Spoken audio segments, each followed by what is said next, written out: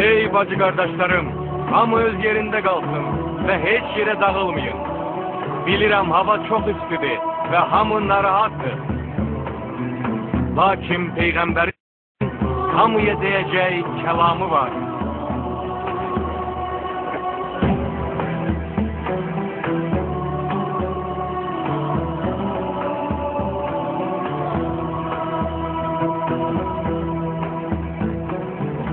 Bismillahirrahmanirrahim.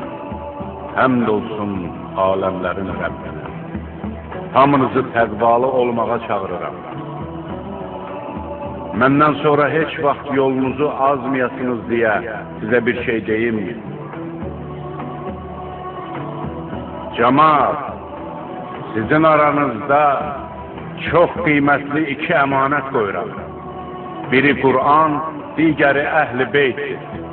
Kur'an ve Ehl-i Beyt? Kur'an ve Əhl-i Beytdən uzaq düşmək həlak olmaq deməkdir.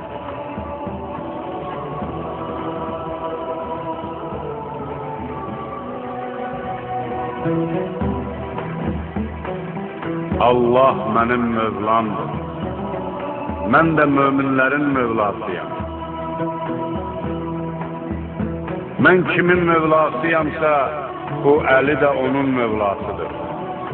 İlahi, onu sevəni sev, ona düşmən olanla düşmən ol. İlahi, Əlini sevəni sen de sev. Ona düşmən olana sen de düşmən ol. Cemaat, haqq həmişə Əlinin yanında, Əli də həmişə haqqın tərəfindədir. Allahu Ekber, Allahu Ekber.